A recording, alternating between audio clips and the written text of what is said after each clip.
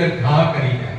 10 વર્ષ પહેલા પણ કોઈ બોલ્યો ને આજે પણ આપણે બહેનોમાં કેવું કહેવાય છે કે આમ નાનું મોટું બોલી જતું હોય પણ આમ પેલું મને તે દિવસ ખબર છે આપણે ત્યાં પેલું 7 વર્ષ પહેલા એના લગ્નમાં ગયા હતા, એ કેવું બોલી હતી મને હજુ ખબર છે. એવું એટલે આ બધું વાક્ય આપણે કોઈના પણ વાક્યો માણસને અંદર કરે. આવું પણ કદાચ એવું થઈ જાય ના આવું મારે આ પ્રમાણે કહેવાનું છે એટલે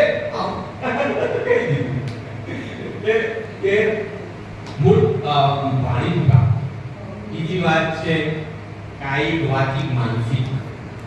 મનથી વાત મનથી કોઈ ખોટું વિચારાય, મનથી એમ થાય કે આમ થઈ જાય તો સારું, પેલાનું આમ થઈ જાય તો સારું, આનું આમ બગડી જાય તો સારું, અને આપણા મનની અંદર સતત એવા વિચારો ચાલ્યા કરતા હોય, મનની અંદર એવા નાના મોટા સંકલ્પો થયા કરે કે આમ કર નાખું ને પેલું કર નાખું ને આનું આવું કરી દઉં ને આનું પેલું બગડી જાય તો સારું ને આ બધા માનસિક પાતકો છે. એ આપણને જ ખબર હોય, માનસિક પાતક માત્ર માણસને જ ખબર હોય, માત્ર માણસને ભગવાનને ખબર હોય તો એવા પાતકોથી પણ ના કરતા મુક્તિ આપે છે. અને ચોથું અને છેલ્લું પાતક એટલે આત્મિક પાતક.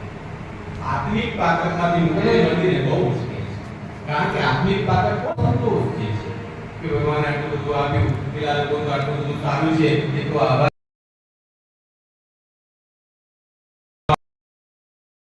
ભગવાનને ગુનેગાર કેવી અને જ્યારે આત્માથી આવી વાતો થાય ત્યારે કહેવાય આત્મિક પાતક.